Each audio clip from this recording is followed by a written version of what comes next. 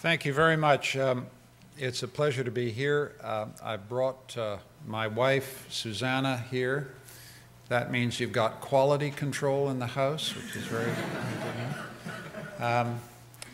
You're very polite, but you're actually deeply disappointed that I'm not Joschka Fischer. And I understand that. I would be disappointed. I understand that too. I would like to come out and listen to Joschka instead of listen to me, but there we are. I thought I would help you out by giving Joschka Fischer's speech before we start. I thought I could do two speeches, not just one. So his speech is called "The End of the West as We Know It." And the answer to the question is, of course it is the end of the West, and a very good thing too. End of speech. So there we are. That's Joschka Fischer's speech. Happy to provide it to you as a free public good. Now, my speech is very different. I wanted to talk to you about something that I think Joschka would be interested in, and we, in a sense, shared because we were part of these debates for over 20 years. I want to talk about what's happened to sovereignty and intervention since 1993, in the 20 years from 1993 to 2013. Years that are framed essentially by Bosnia on the one hand and Syria on the other. And I want to ask whether this period, which saw the rise and then the fall of humanitarian intervention and sovereignty as responsibility, whether this 20 years will be seen in time as the history of an illusion. And I want to examine that illusion dispassionately. Let's just remember the brief headlines of that history because they're very dramatic, and I lived them, although I look at this audience and I think some of you were 4 years old when it started, which kind of chills my marrow, the very thought of how old I am and how young you are. But hell with it. We go on. We're not discouraged by that thought. The period starts with the European crisis over what to do in Bosnia, Croatia, the wars of the Yugoslav succession. These were convulsive debates in Germany, and that's why it's so relevant to bring it to a conference with German friends. The period then sees the intervention in Kosovo in 1999. It sees the intervention in East Timor. At that point, the Commission on Sovereignty and Intervention gets started in 2000 to deal with an obvious problem, which is in the wake of the Kosovo intervention, it had been judged by most of the world that the Kosovo intervention was justified in moral terms, but illegal in international law. So how to close the gap between legality and legitimacy was the question that emerged after Kosovo. And that's why the Commission on Sovereignty Intervention was convened, and I was a member of it. We went around the world, and we came up with a doctrine called the responsibility to protect, and the idea that sovereignty does not mean inviolability, it means responsibility. Meaning, very simply, if you chop your people into little pieces, you forfeit your rights to be a sovereign state, and other states must incur the responsibility to protect your people. So, don't chop your people into little bits. I simplify, but the core principle was clear. It's interesting when you look back at the Commission on the Sovereignty and Responsibility, is that we finished our work in August 2001. 10 days later, we walked through the fiery pillars of a new world with 9/11.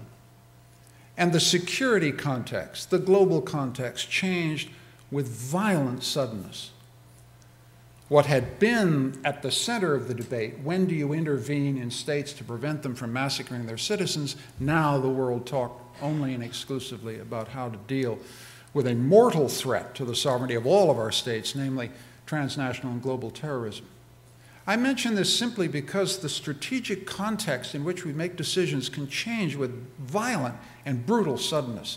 And I saw that happen in those 2 weeks between August and September 2011. After 9/11, of course, we have Afghanistan. Then we have the catastrophe of Iraq. And those interventions begin to tarnish because the language of sovereign responsibility and protection is used in both of these cases. And in some sense, the Afghan and Iraq case discredit the language that had a brief moment of credibility before 9/11. And then we come to Libya in 2010, and suddenly the language sneaks back. If you look, the language of sovereignty as responsibility returns in the very UN Security Council resolution that authorizes the intervention in Libya. The language refers explicitly to the duty of protecting the civilians of Benghazi from the regime. But then, as you know, there is a furious reaction from the Brazilians, from the Indians, from the Chinese, from the Russians, who say you use the language of responsibility to protect to cover another agenda, which was regime change. How did we get from protecting the civilians in Benghazi to thumping Tripoli with heavy ordnance? How did we get from protecting the noble goal, humanitarian goal, to seeing Gaddafi die like a dog in a ditch? And out of that disillusion with the Libyan case has come, of course, Syria.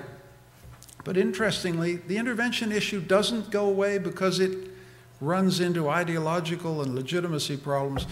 Now we got the French in Mali. So when you frame this period of 20 years, you see a very complicated pattern of an attempt to generate a concept of sovereignty as responsibility, enormous suspicion towards the way it's illicitly used to justify conquest and violence, but it won't go away. It comes back. Some of the defense of the Mali intervention is framed in the language of responsibility. In this period of this change in how we think about intervention, there was also a strategic transformation that you've been thinking about all weekend in this wonderful conference. You've been thinking about the movement from a moment of unipolar hegemony, which was the world that you start with in 1993, to a period of multipolar fragmentation in 2013. Over 20 years, the whole strategic environment has changed. And I'm giving you just the headlines. We've moved from the North Atlantic axis to the Trans-Pacific axis. I'm a Canadian. You know, I grew up I was born in 1947. Yes, I'm that old. And my whole geographic sense of the world was on the North Atlantic axis. And now, in my 60s, I'm adjusting to a world in which the basic axis of global politics is Trans-Pacific. And this is your world. Wonderful thing, but a different world even than the world that we knew in 1993. As for the United States, as it shifts the axis of its focus and as the axis of world politics shifts, the United States' very conception of leadership has changed. In 1993, 1995, certainly in Bosnia, they were leading from the front. And now in Libya, they're leading from behind. Europe has gone through the same strategic transformation. Remember the period 1991, 1992, 1993, in which Jacques Pousse, the Luxembourg foreign minister, famously said of the Yugoslav crisis, "The hour of Europe has come." A phrase redolent of the hubristic ambitions of a continent that now, 20 years later, is fighting for its very survival as a political unit. And the transformation of conceptions of sovereignty in 1993 and 2013 have changed radically in Europe. In 1993, you were in an order of sovereign states who happened to have a common currency. Now you're looking at a Europe that's absolutely looking at the necessity, the historical necessity of pooled sovereignty and fiscal union in order simply to sustain and survive both as an economic and geostrategic unit. So lots happened in the last 20 years. At the same time that as the strategic environment has changed, the intervention environment has changed. There has been a doctrinal and tactical transformation in how we think about intervention. We've gone from the right to intervene to the responsibility to protect. And when I teach the difference between those two concepts, I tell students right is discretionary and is focused on the intervener. We might intervene, we might not. Depends on our conscience, depends on our strategic interest. Responsibility to protect is much tougher. Responsibilities are not discretionary.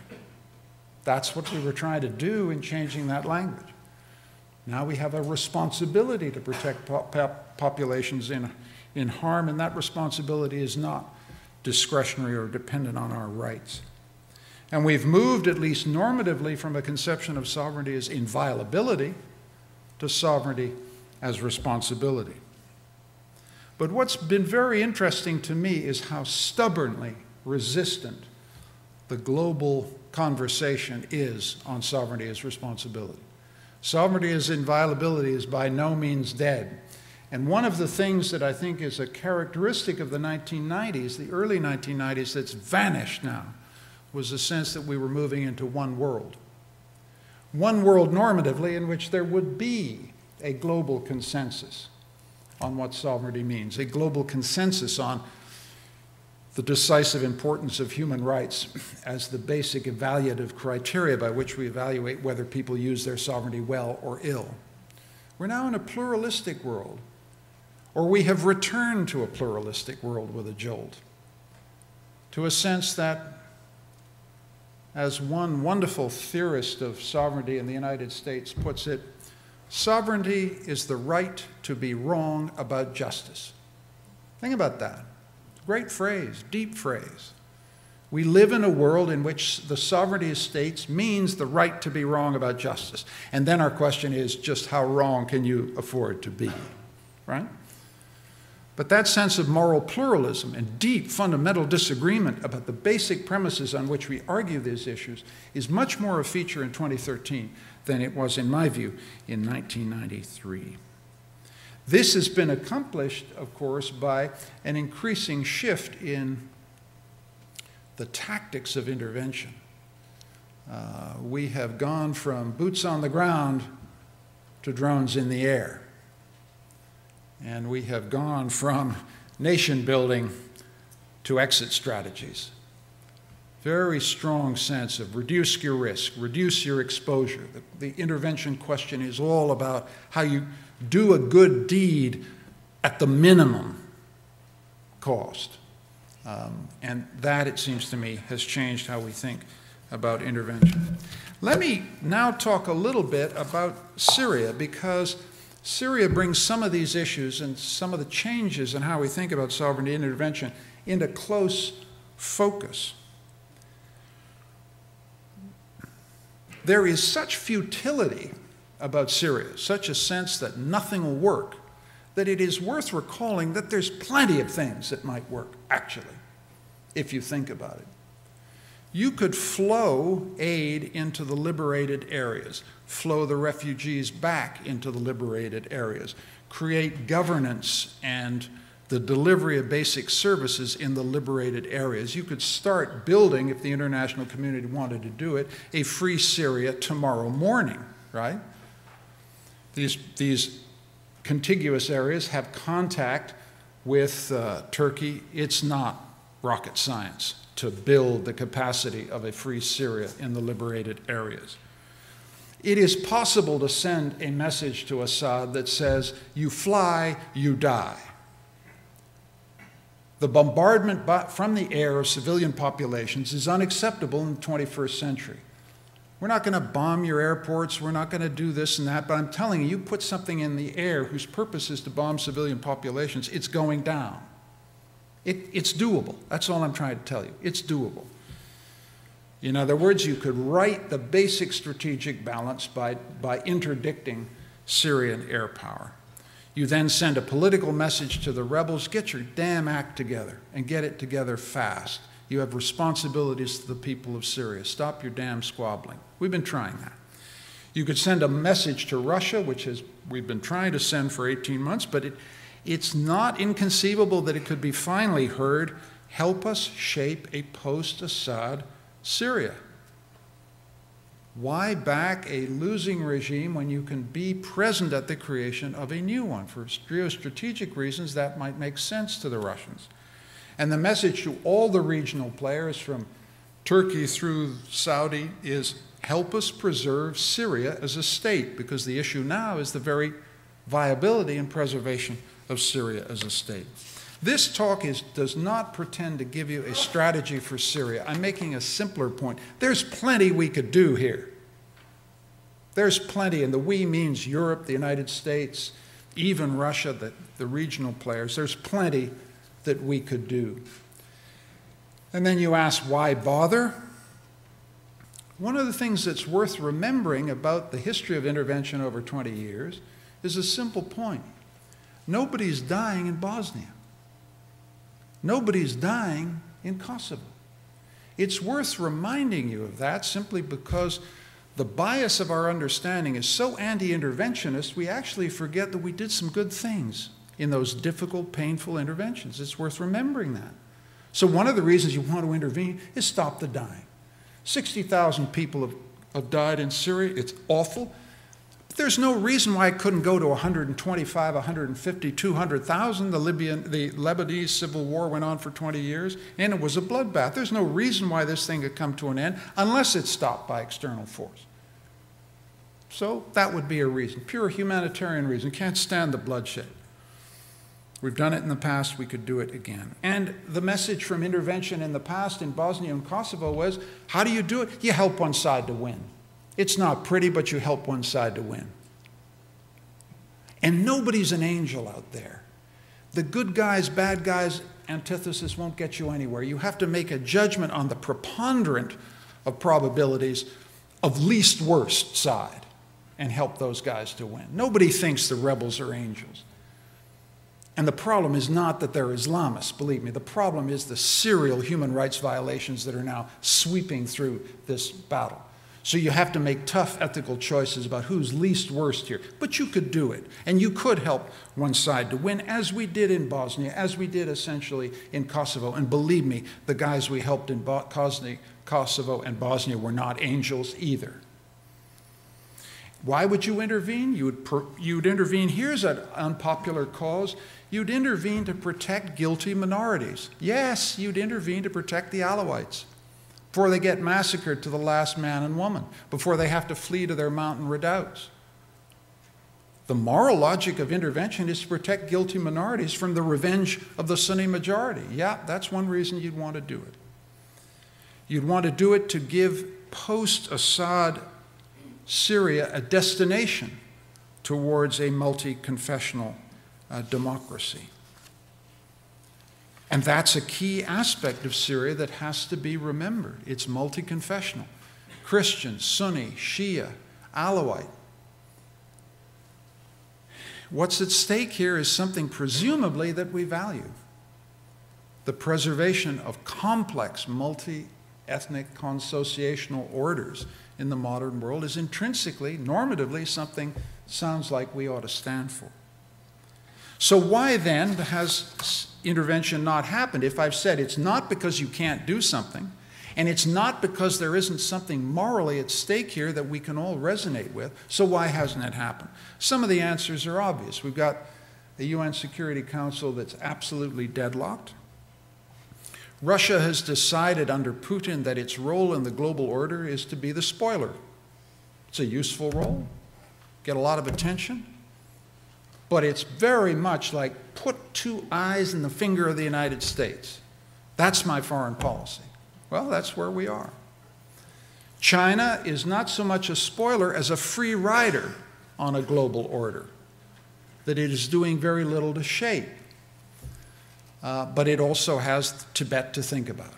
It has a commitment to sovereignty, which is the sovereignty of a very guilty conscience. So it's implacable defender of sovereignty as inviolability.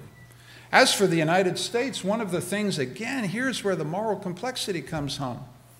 I am convinced, I have no evidence whatever, I have no inside track, I have no influence on the Obama administration, but I've become convinced that one of the president's overriding strategic objectives, and it's an objective which everybody in this room can feel a deep empathy towards, is to get every single American combat soldier out of combat by 2016. Wouldn't that be a wonderful objective for a president? A wonderful goal for a second-term president? To be able to say, like Eisenhower, there isn't an American soldier out there in harm's way. I'm convinced that that's a driver of his ultimate moral commitments. But it's highly problematic, is my point. It values the lives of American soldiers much more than the lives of civilians in Aleppo. And that's a choice that a president is entitled to make, not merely entitled to make, but it's not clear to me a president can make any other damn choice at all. That's how sovereignty works. It expresses a commitment that the lives you value most are your own. Deep principle. How am I supposed to argue with that? Who wants America going out to seek monsters to destroy, as John Quincy Adams famously said? So that's from the geostrategic level why nobody's going to intervene in Syria. And the other thing we've got a problem with is we can't figure out who the good guys are. I dismissed that objection earlier, but it's a substantial one. There are no heroes out there. You always like to go in beside a hero. There there's lots of heroism, but there's not much moral virtue in the battle in Syria, and we'd certainly like to align intervention on the side of moral virtue. And finally, when you look around the regional areas, the regional players, Turkey, Saudi, Iran, the Gulf states, they are intervening. They're intervening constantly. Arms shipments are coming into Syria all the time. Don't assume Syria is an intervention-free zone. It's a constant field of competing interventions by regional actors, none of whom have the power to decisively shift the momentum in favor of either Assad or the rebels. That's why we have stasis. So that's kind of why intervention hasn't happened.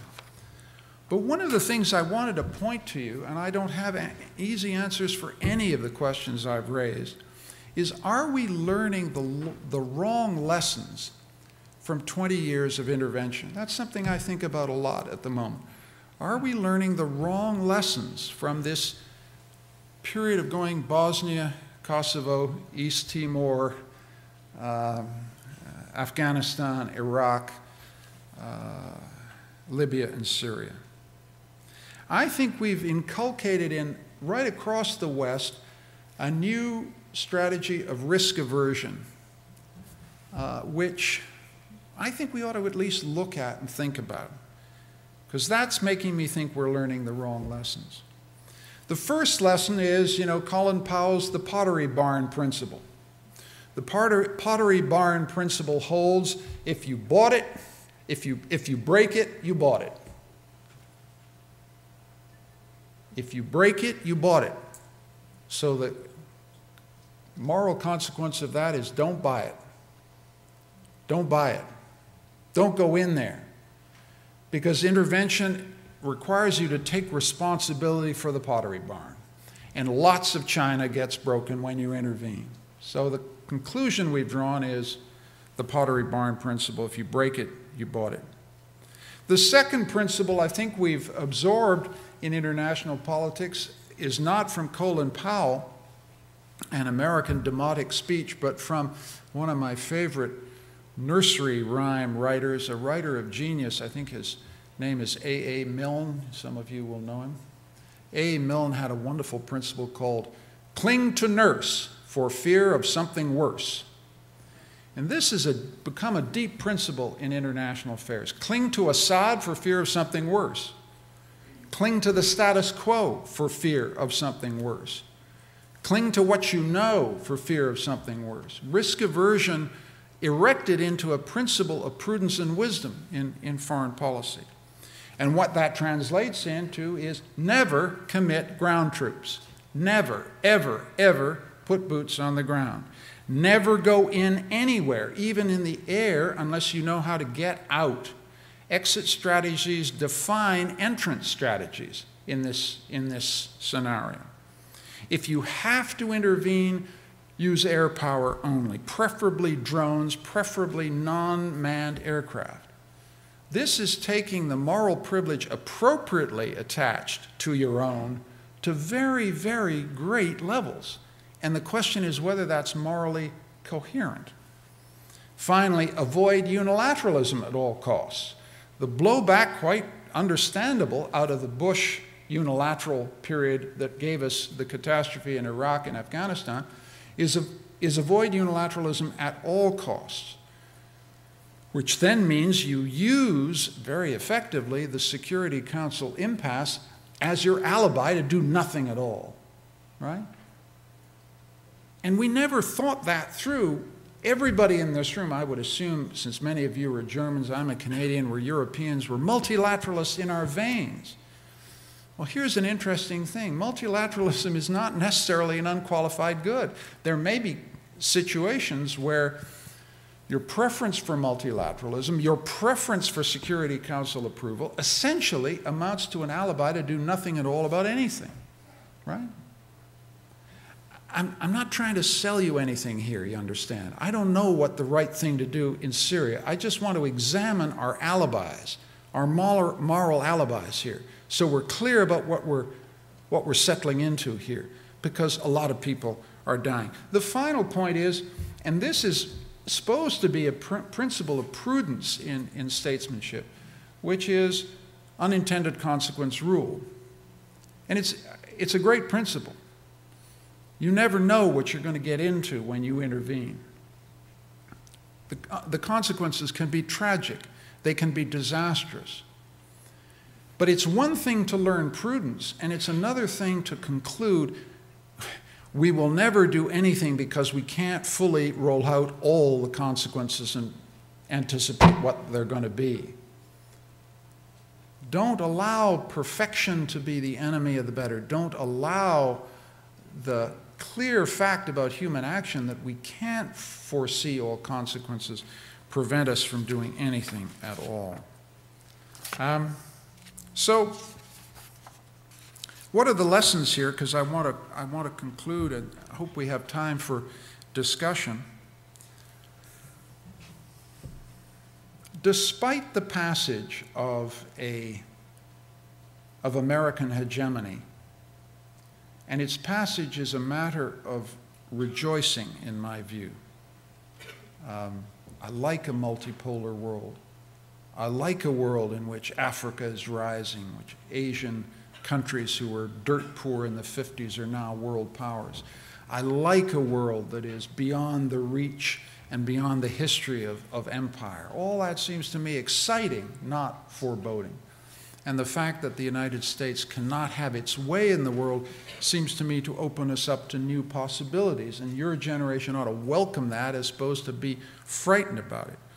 But the fact remains, even if you welcome the passage of American hegemony, in strict capability terms, America remains the indispensable nation if you're going to enter in any intervening at all, and that's what, unfortunately, we learned both in Libya and in Mali, where the dependence of the Europeans on American C3, intelligence, and lift is, it seems to me, a reproach to a specific issue about Europe, which is whether you're backing up your conscience with capability.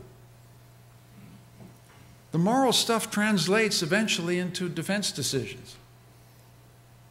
If Europe, and Canada has the same issue, I don't want to exempt anybody from this, but we've all been hiding under the umbrella of capabilities that we don't pay for. And at some point in a post-hegemonic world, if you want to keep people from dying in someone else's real estate, you got to be able to get there, go there, do the job, and come back, and you can't do it with blue berets. And this is said with some feeling from a country, Canada, which basically invented blue berets. You've got to go in there bulked up and capable of both taking fire and returning fire if necessary. That's just the reality of human civilian protection in a modern world. And Europe has got to decide whether it wants to do that, whether it will match capability and conscience. Another point I would make again is if we are in a multipolar world, we're in a morally pluralist world, and it is enormously important here to understand that sovereignty as responsibility is a contested concept and potentially an infinitely contested concept and is not making much headway against sovereignty as inviolability. If you do a poll of 200 nation states, there are only about 20 countries in the world that actually believe that sovereignty means responsibility. That's important. It means as we frame the intervention debates, we got to check moral imperialism at the door. Most of the world doesn't agree with the norm. And then the question is, how much does it bother you to take decisive military action to protect civilian populations when you know that half of the world will denounce you as an imperialist European warmonger, right? You got to sort that stuff out. But don't do it with the assumption that the world is actually agrees. The world disagrees about these matters, and in my view has every reason to believe that sovereignty is the right to be wrong about justice. A couple of other quick points, very quick points, because I really am coming to the end, and quality control is giving me the steely-eyed look here. Intervention is no longer just a Western problem. Disabuse your mind as if the burden of conscience only falls on European and Americans and North Americans. No. Ask the Kenyans faced with the Shabab in Somalia. Ask the Nigerians, the Togolese, the Senegalese, what they do if Mali falls. The intervention dilemmas that I've talked about are not our monopoly anymore. They are present in every state that has to deal with stability in its own region. And so what used to be a North Atlantic discussion about intervention is now properly globalizing, and those norms will change as new entrants and new states define the terms in which they're prepared to intervene in other real estate.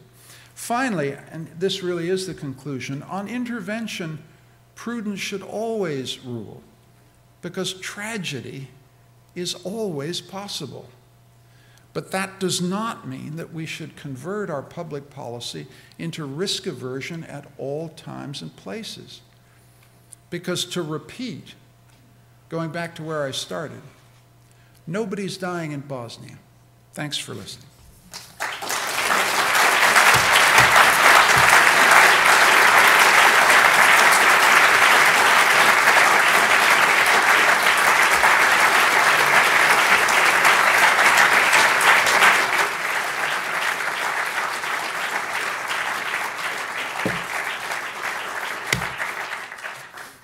Happy to take questions. A question, by the way, is a short interrogative statement followed by a question mark. Not a lot of people know that.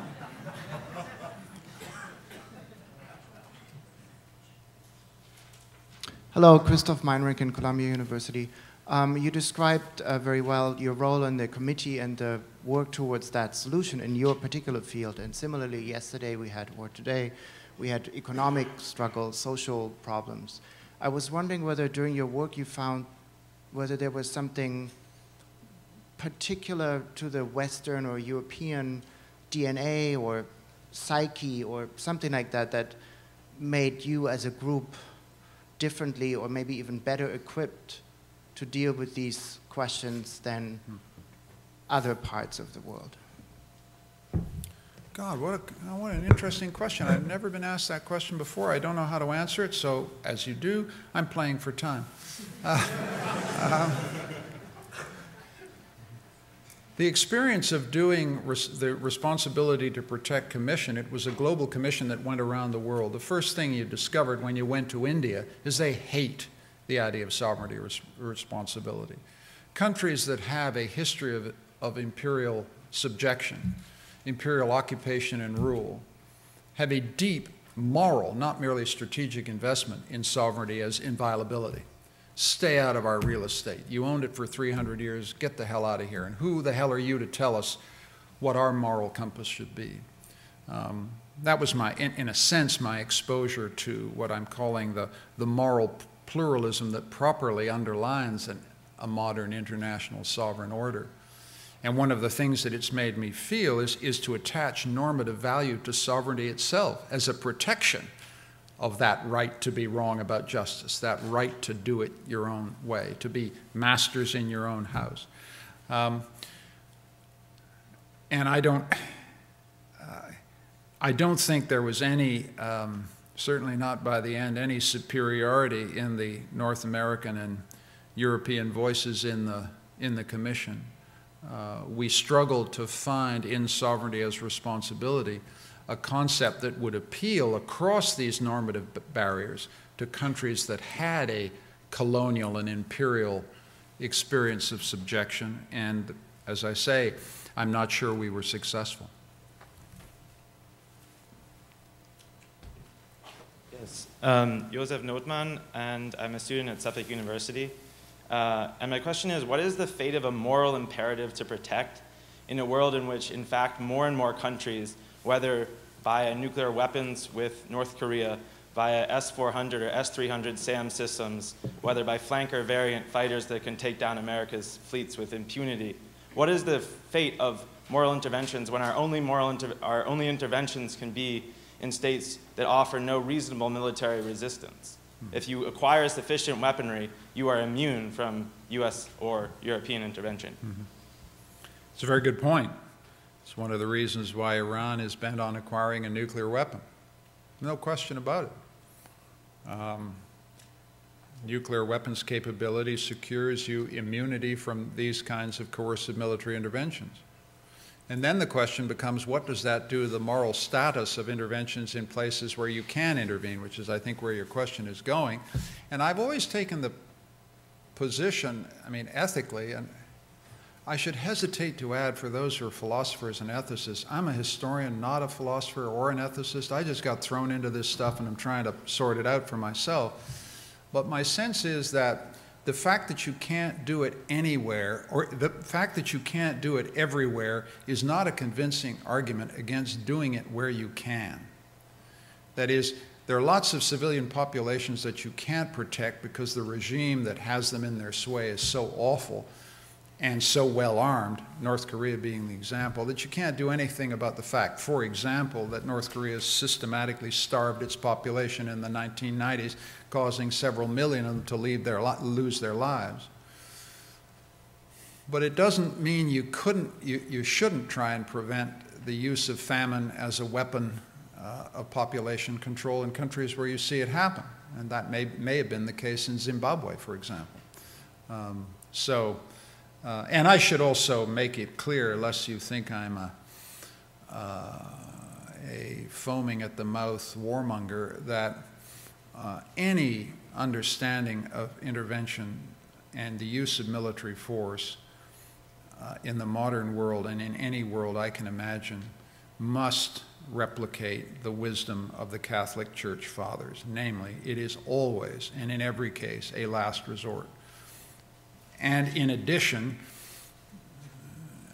you raise the sword only when you've tried every other pacific means to change a regime's behavior. So that's how I see it. Oh, sorry, what was I directing traffic? There was some idea that I would not direct traffic. But I'm directing traffic. So I'm going over here. And the problem when I direct traffic is that the audience begins to believe, I've seen this every time, that they begin to have an expectation of justice. It's terrible, it's terrible. And my selections are completely random, totally unjust, and ignore perfectly good questions. And I hope you'll see, if someone else was doing it, if you were doing it, you could take the blame, you see. Sorry. Paul Mazer with the George Washington University. Sir, you talked about the shift towards minimalization of interventions and fast exit strategies. Can you tell us to what extent does that embody a shift in moral values over a shift in fiscal constraints at the beginning of this decade? Mm-hmm. Thank you, sir. That's a good question. I think the fiscal constraints are clearly operative. The technological lure, however, of what I've called violence light has been with us for a very long time. It didn't begin with drones. It's been an element of military strategy for 2,000 years. The least application of force for the greatest return has been a maxim of military engagement forever. The new technologies, however, it's no question, are changing or enlarging in ways that we need to understand the portfolio of available intervention. Stuxnet, just to take an obvious example, a direct intervention in the computer software of nuclear-related technologies in Iran with deniability, right? So you don't even know who's doing the intervening. And it's not necessarily clear that these are state actors who are doing the intervening. I think it's now clear, however, that these Stuxnet intervention in Iran would have been impossible without the active participation of the Israeli government and the American government. I don't think there's much doubt about that.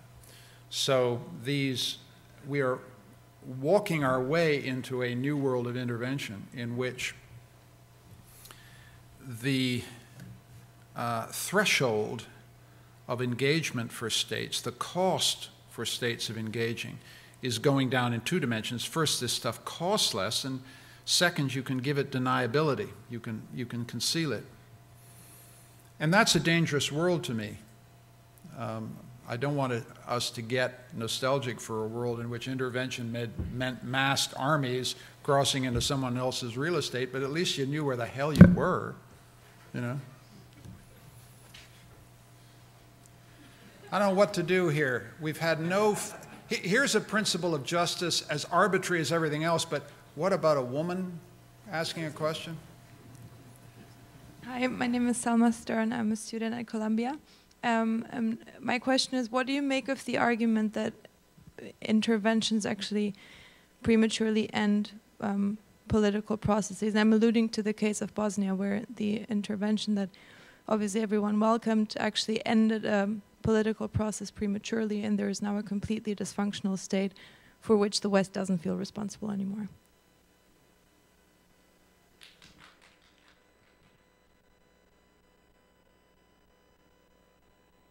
Point of view.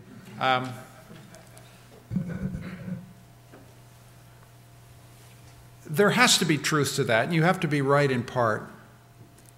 But let's also remember where life was in July 1995. The Serbs were lobbing shells into markets. 48 people died. Mladic had closed in on the Srebrenica enclave and took 7,000 Muslims out and massacred them. There is a line about staying out, and it has some influence in the thinking about Syria, in which you've just simply got to to use the notorious phrase of Edward Luttwak, give war a chance. Let them fight it down to the waterline. Arrested conflicts like that, conflicts arrested by external intervention, this would be your argument, then go on longer than ones where you just let them fight it out. But understand what you're committing yourself to. You're committing yourself to another year of watching Mladic scythe through Bosnian Muslim populations, and you're committing yourself to watching them shell Sarajevo for another year. It had gone on for 3 years, right? So in the abstract social science perspective, I've got no quarrel with your argument. I'm just saying the West was where it was by the summer of 1995, and I, for one, was screaming for someone to send in the airplanes. And I feel no apology for, for what then happened, because it got Dayton. And if you're then saying, quite rightly, Dayton froze stuff, and it's dysfunctional, and if you're further saying that the West has walked away from Bosnia and left it frozen, I agree. I just repeat, nobody's dying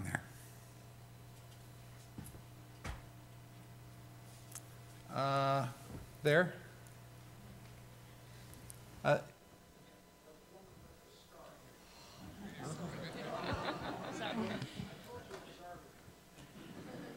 my name is Jessica Dedic. I'm a student at the Fletcher School of Law and Diplomacy. And I was wondering, given that the EU has defined itself mostly as a civilian power and that it more than a military power and that it has some capabilities in this realm, what role do you think should the EU have going forward in these crises around the world beside intervention, and what role do you think can it realistically have?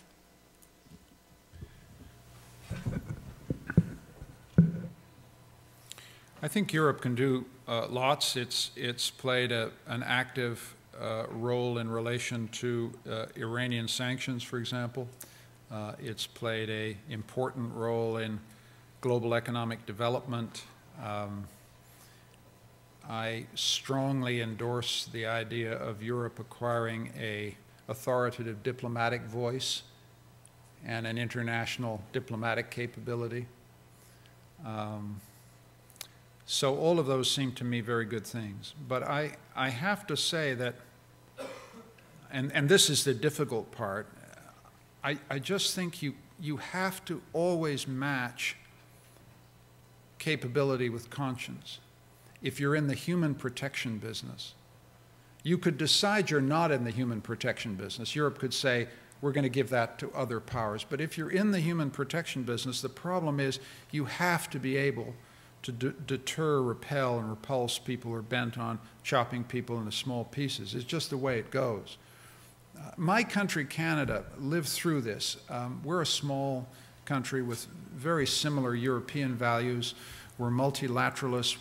We don't like the use of force. We have allergic reactions to certain kinds of American unilateralism. But we discovered to our cost, when we were tasked with missions that involved civilian protection, that if we didn't have a combat-capable military bulked up and prepared to shoot people, we couldn't do the job we were tasked to do. That is, there was an appalling gulf between our moral commitment to human values and our actual capacity to protect determinate Somalis and determinate Rwandese.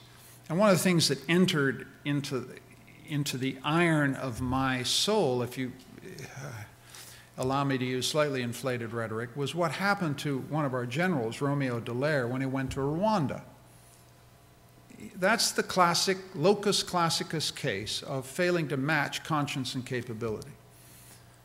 I don't know whether he could have stopped all of the genocide, but he sure could have stopped some of the genocide with tanks and APCs. I don't think there's any, that's the point I'm making. So Europe has a strategic choice to make about that. You could decide you're not going to do that, and you're going to focus on diplomacy, and you're going to focus on rule of law, and you're going to focus on capability building, and that would be a good thing to do.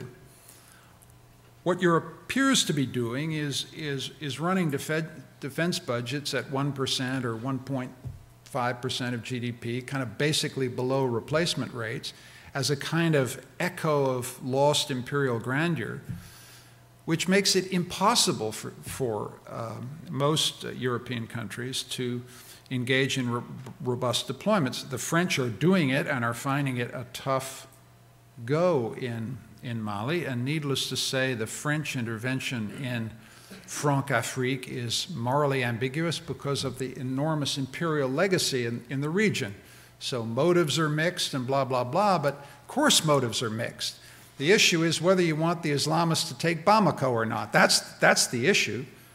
That's what you have to choose, and if you don't want the Islamists to take Bamako, you better damn well have air power. That's what I'm saying. If you don't want to get into that calculus of difficult choice, then you should do something else.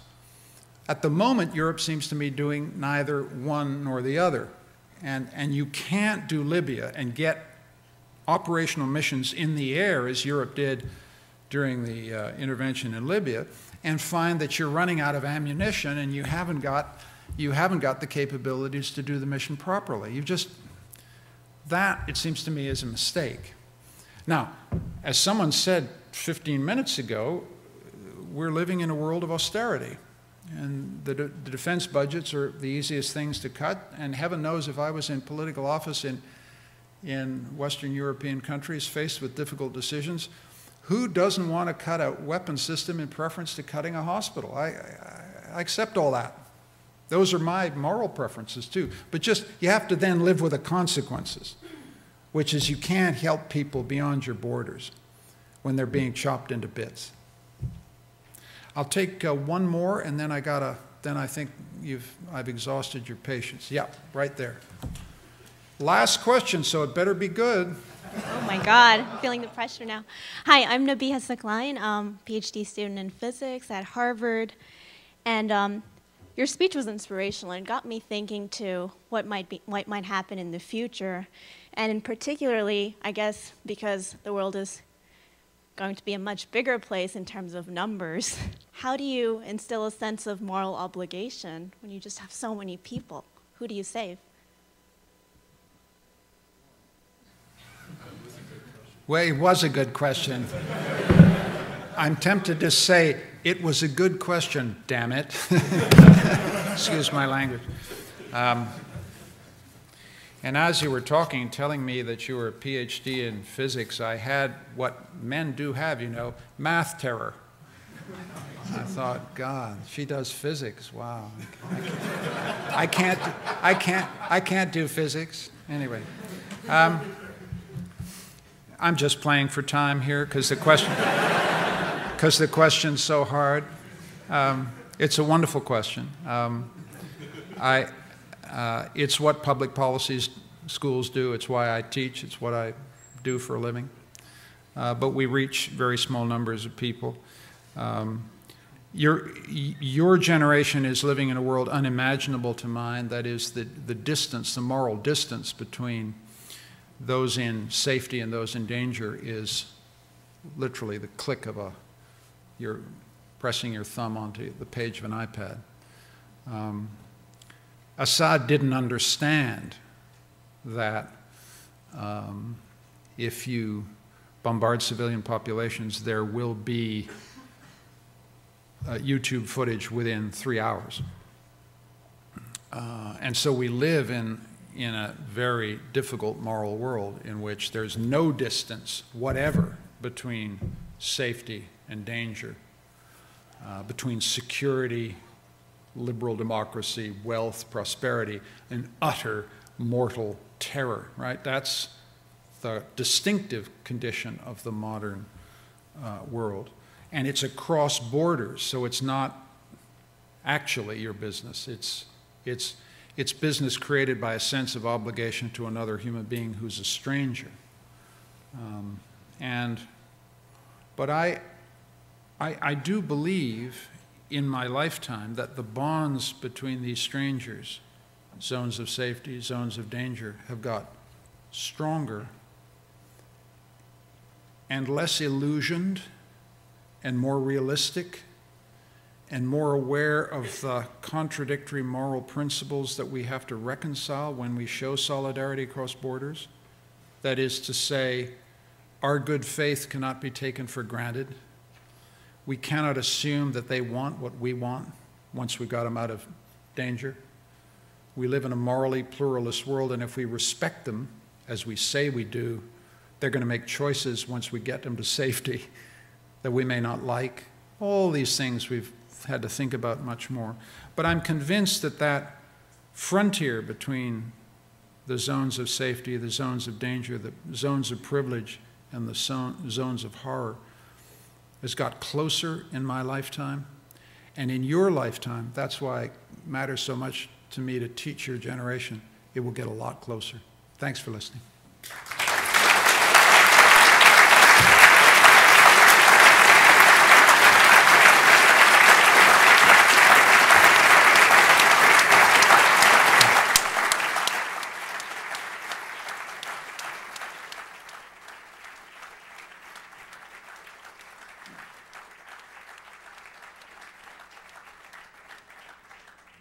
Thank you very much, Professor Ignatieff, excuse me.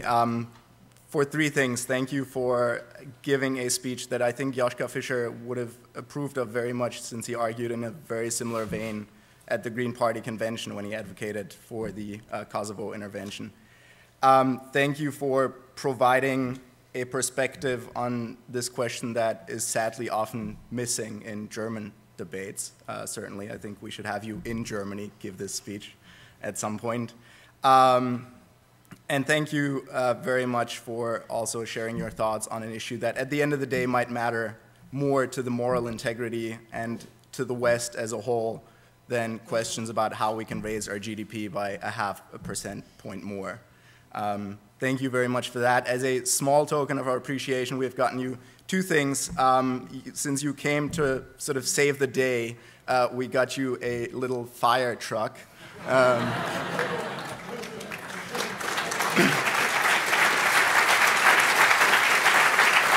But we also got you something useful. Your wife said before that this was the German weekend. Since you're speaking at the German conference, you're going to see Parsifal tonight or tomorrow night, and we hope that by adding a bottle of Riesling to that, we'll make it a perfect German weekend. Thank you so much.